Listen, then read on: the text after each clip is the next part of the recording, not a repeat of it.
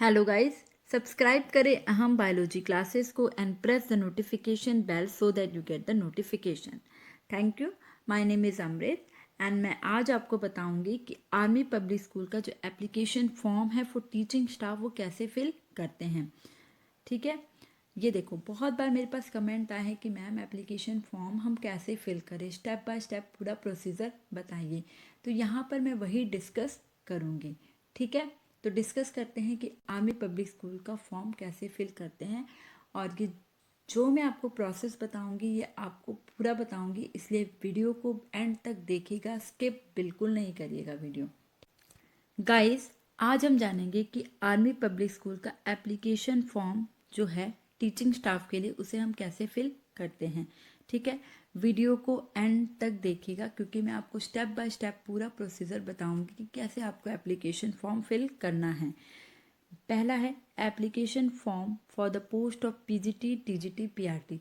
तो यहाँ पर जिस पोस्ट के लिए आप अप्लाई कर रहे हो उस पर आपको टिक करना है। मान लो आप पीजीटी के लिए अप्लाई कर रहे हो तो आपको टिक करना है पीजीटी में। ठीक है, टीजीटी के लिए अप्लाई कर रहे हो तो टीजीटी पे टिक करोगे, और अगर पीआरटी के लिए अप्लाई कर रहे हो तो टिक करोगे पीआरटी में। साथ ही साथ कौन से सब्जेक्ट के लिए अप्लाई कर रहे हो ये भी आपको मेंशन करना है।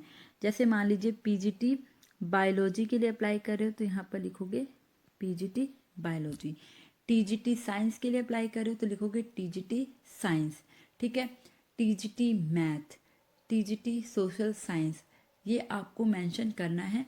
पोस्ट के साथ साथ कौन से सब्जेक्ट के लिए अप्लाई कर रहे हो ये भी आपको लिखना है। ठीक है, then school where you would like to work. ठीक है, देन आपको यहाँ पर लिखना है कि कौन से स्कूल में आप वर्क करना चाहते हो, यानी कि कौन से स्कूल के लिए आप अप्लाई कर रहे हो उसका नाम आपको लिखना है। ठीक है, मान लो आप अप्लाई करना चाहते हो एपीएस नोएडा के लिए, तो आप यहाँ पर एपीएस नोएडा लिखोगे। ठीक है, तो जिस स्कूल के लिए आप अप्लाई करोगे उसका नाम यहाँ पर आपको लिखना है। ठीक है, देन पर्सनल डेटा, जिसमें सबसे पहले आपसे मांगा गया है आपका नाम। Name in full block letter, capital letter में अपना पूरा नाम लिखोगे जो आपकी 10th की मार्कशीट पे है। ठीक है, पूरा नाम लिखना है आपको कैपिटल लेटर में। जैसे मेरा नाम है अमृत पाल कौर, तो यहाँ पर मैं अपना पूरा नाम लिखूंगी। Then son, daughter, wife of, आप किसके बेटा या बेटी हो, यानी कि फादर का नाम लिखोगे आप यहाँ पर। अगर आप मैरिड हो तो यहाँ पर आप अपने हस्बैंड का नाम लिखोगे। ठीक है, देन डेट ऑफ बर्थ, अपना डेट ऑफ बर्थ आपको यहाँ पर लिखना है। देन नेशनैलिटी, नेशनैलिटी में क्या लिखोगे आप, इंडियन। ठीक है, देन स्टेट, जिस स्टेट के हो आप उसका नाम आपको लिखना है। दिल्ली से हो तो दिल्ली लिखोगे, यूपी से हो तो यूपी लिखोगे, महाराष्ट्र है तो महाराष्ट्र लिखोगे। तो जिस स्टेट से बिलोंग करते हो उसका आपको यहाँ पर नाम लिखना है। नेक्स्ट कॉलम में आपसे मांगी गई है आपकी कॉन्टैक्ट डिटेल। आपको यहाँ पर लैंडलाइन नंबर देना है विथ एसटीडी कोड। अगर लैंडलाइन नंबर है तो देना, नहीं है तो कॉलम ब्लैंक छोड़ देना। देन आपको अपना मोबाइल नंबर देना है, वर्किंग मोबाइल नंबर देना जिस पे आप कॉल अटेंड कर सकते हो। ओके, देन आपको ईमेल आईडी देनी है, ईमेल आईडी भी बिल्कुल अपडेटेड देनी है। एंड टाइम टू टाइम आपको अपनी ईमेल आईडी चेक करनी है, क्योंकि बहुत बार ये इन्फॉर्म करते हैं बाय ईमेल, और अगर आपने इनकी ईमेल रीड नहीं करी तो आपका इंटरव्यू स्किप हो जाएगा। ईमेल आईडी देने के बाद ईमेल आईडी को टाइम टू टाइम चेक भी करो। ओके, देन एड्रेस वाले कॉलम में आपको अपना घर का एड्रेस देना है जहाँ पर आपको पोस्ट आ सके, क्योंकि बहुत बार होता है कि आर्मी पब्लिक स्कूल आपको पोस्ट के द्वारा रिप्लाई करता है। तो यहाँ पर जो एड्रेस दोगे बिल्कुल आप करेक्ट दोगे। ठीक है, जिस पे आप पोस्ट रिसीव करते हो वो वाला एड्रेस देना।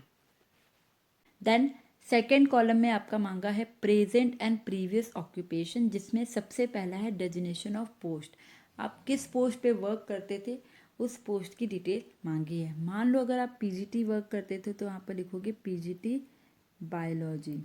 ठीक है, then name and address of institute and organization, उस इंस्टीट्यूट का नाम देना है जहाँ पर आप वर्क करते थे, ठीक है। Then C, designation of superior in charge, contact number of supervisor, यहाँ पर आपको जो भी सुपरवाइज़र था, जो भी आपके ऊपर था, जैसे स्कूल में वर्क करते थे तो प्रिंसिपल का नंबर देना है, जो भी सुपरवाइज़र है जो कि ये वेरीफाइड करा सके कि आप वहाँ पर वर्क करते थे, उसका आपको यहाँ पर नंबर देना है, ठीक है।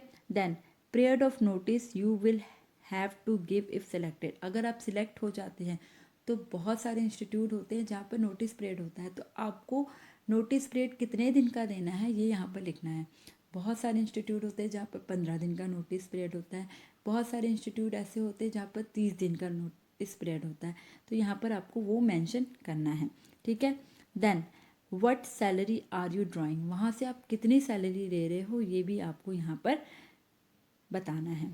थर्ड कॉलम में आपका फैमिली लाइफ की डिटेल मांगी है, जिसमें सबसे पहले मांगा गया है आपका मैरिटल स्टेटस, कि आप सिंगल हो, मैरिड हो या विडो हो, ठीक है। तो जो भी हो आप उस पर आपको टिक करना है, ठीक है। देन इफ़ मैरिड और विडो, आप मैरिड हो तो हस्बैंड का नाम दोगे, उनकी ऑक्यूपेशन देनी है। Then number of children with age and sex, कितने बच्चे हैं आपके और लड़का है या लड़की है ये भी मेंशन करना है।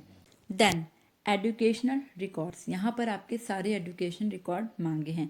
यहाँ पर जब भी आप फिल करोगे तो 10th से आप स्टार्ट करोगे, 10th के बाद 12th की डिटेल दोगे, देन ग्रेजुएशन की, देन पोस्ट ग्रेजुएशन की, बीएड करी है तब उसकी डिटेल आपको इस तरह से देनी है।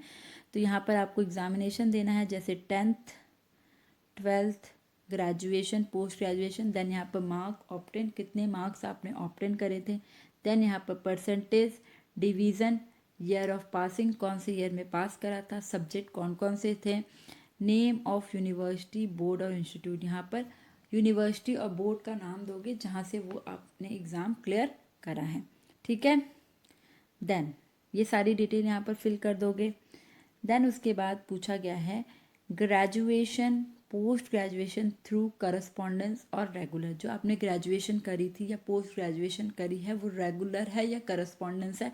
अगर रेगुलर है तो रेगुलर लिखो, करस्पॉन्डेंस है तो करस्पॉन्डेंस लिखोगे, ठीक है। देन फिफ्थ है have you cleared CSB, CSB clear करा है तो उसकी डेट दोगे, डेट आपको जो स्कोर कार्ड आपने डाउनलोड करा था वहाँ पर आपको मिल जाएगी। देन सीटेट आपने क्लियर करा है तो उसकी भी डेट दोगे, ठीक है। Then name of classes you would prefer to teach with subject, यहाँ पर क्लास का नाम देना है कि कौन कौन सी क्लास को आप पढ़ा सकते हो और कौन कौन से सब्जेक्ट आप पढ़ा सकते हो, ठीक है। पीजीटी के लिए अप्लाई कर रहे हो तो होप कि आप 9th भी पढ़ाओगे, 10th भी पढ़ाओगे, 11 एंड 12th भी पढ़ाओगे और बायोलॉजी पढ़ाओगे, ठीक है। तो यहाँ पर आप मेंशन करोगे।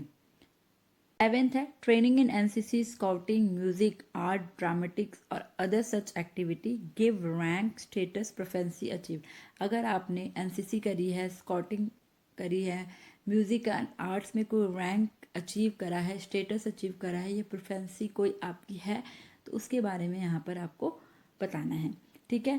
Then 8 merit scholarship one if so what, अगर आपने लाइफ में कभी भी स्कॉलरशिप जीती है तो उसकी आपको यहाँ पर डिटेल देनी है, ठीक है। देन 9 है language you can read and speak fluently, यहाँ पर आपको बताना है कि लैंग्वेज कौन सी आप बहुत फ्लुएंटली स्पीक कर सकते हो या लिख सकते हो, ठीक है। तो यहाँ पर सबसे ए कॉलम जो है उसमें आप इंग्लिश ही लिखोगे, ठीक है, इंग्लिश के अलावा और कुछ मत लिख देना। देन सेकंड में हिंदी लिखना है, देन सी वाले में जो भी आपका रीजनल लैंग्वेज होगा आप वो लिखोगे, ठीक है। देन 10 है any book article written, if so give their title, magazine in which published, अगर आपने कोई बुक लिखी है, आपका आर्टिकल पब्लिश हुआ है तो उसकी पूरी डिटेल आपको यहाँ पर देनी है। 11th कॉलम में आपको अपना एक्सपीरियंस फिल करना है, fill the particular in chronological order starting with your appointment.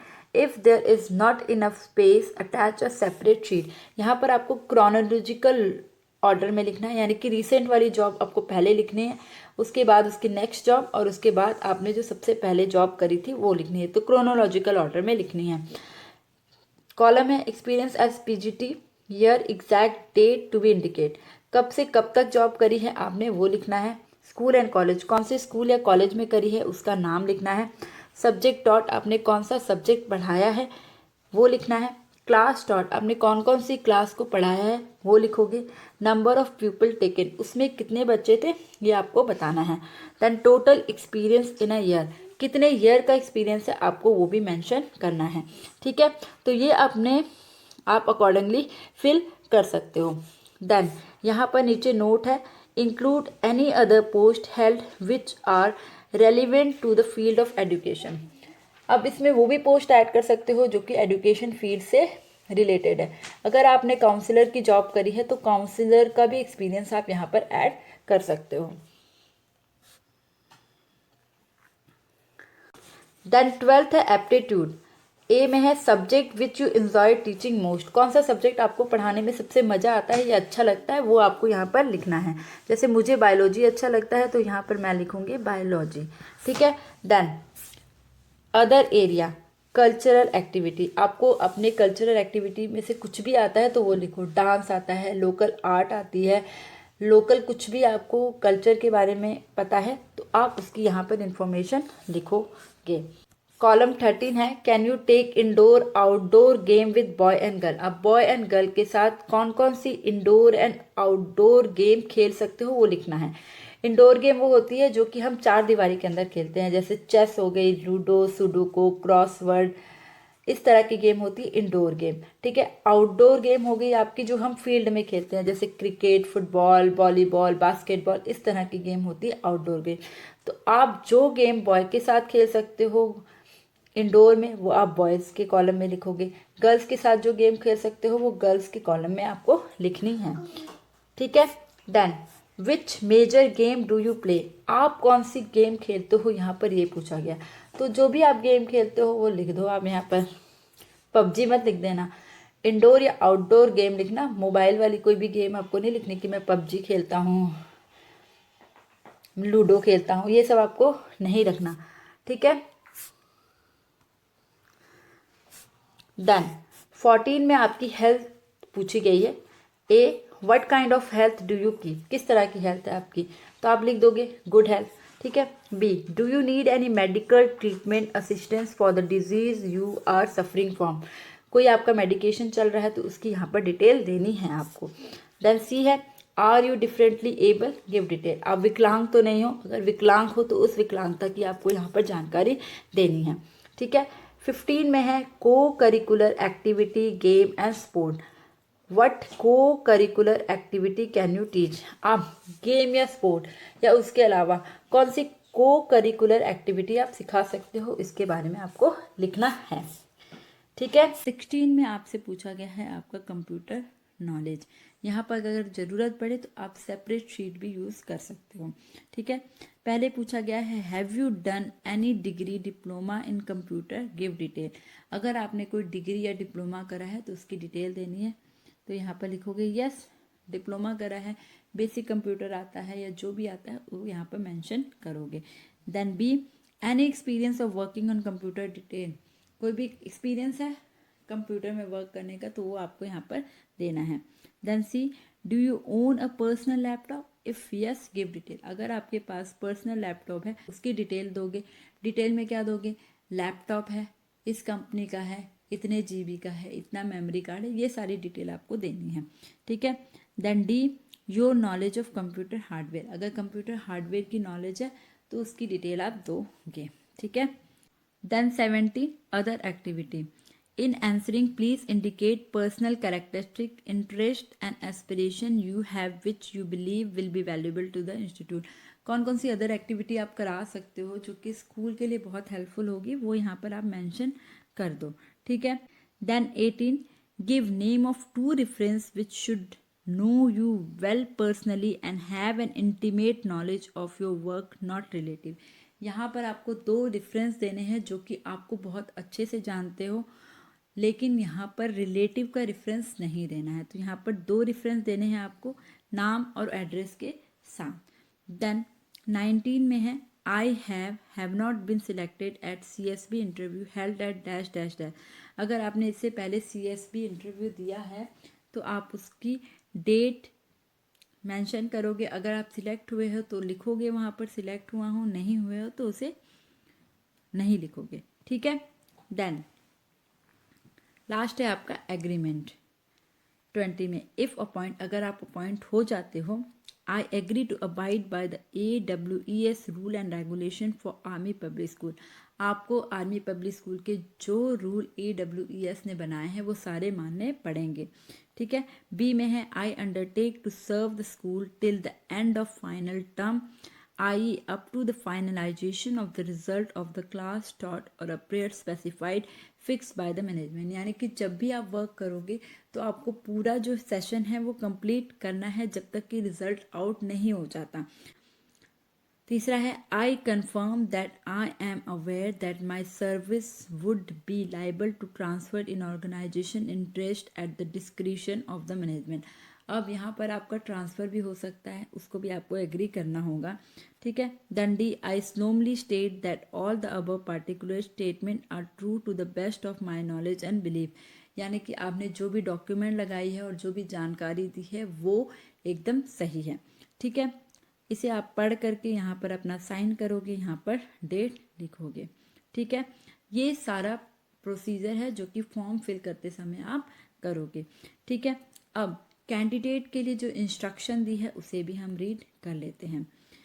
Please download and print the application form. Application form को आप डाउनलोड करोगे और उसका प्रिंट आउट आपको लेना है। Feel the name of only one school in a cluster. अगर cluster में वैकेंसी है तो उस क्लस्टर में से सिर्फ एक ही स्कूल के लिए अप्लाई करना है। 3 all detail at L1 personal data are mandatory fill up in block letter. जो पहला कॉलम था उसे ब्लॉक लेटर में फिल करना, वो मैंडेटरी है, उसमें आप कोई भी चीज़ छोड़ नहीं सकते, ठीक है। Then paste 1 recent colour passport size photograph on the form and attach 1 additional photograph for call letter। मैंने आपको पहले ही बताया 2 फोटो मांगी है, एक को आप फॉर्म में पेस्ट करोगे और दूसरे को आप सारे डॉक्यूमेंट के साथ लगाओगे, ठीक है। Then send by post, post से सेंड करना है। No application will be accepted by email, email से कोई भी एप्लीकेशन नहीं मानी जाएगी, ठीक है। Then 6 send DD for ₹100 payable at a bank close to the location of the school. आपको DD बनाना है 100 का, ठीक है। किसी भी बैंक का बना दो जो कि स्कूल के आसपास हो। आजकल तो सारे बैंक हर जगह है यार, तो किसी भी बैंक का आप DD बना सकते हो। तो ये सारा प्रोसीजर आप आर्मी पब्लिक स्कूल का फॉर्म फिल करते समय फॉलो करोगे। अगर इसके अलावा और भी अगर कोई बात समझ नहीं आई है, कुछ पूछना है, तो कमेंट बॉक्स में आप कमेंट कीजिए, I definitely revert back. Thank you. Hope you like the video. Like and share करना बिल्कुल ना भूलें, और अगर अभी तक आपने अहम बायोलॉजी क्लासेस को सब्सक्राइब नहीं करा है तो सब्सक्राइब कीजिए। Thank you. Have a nice day.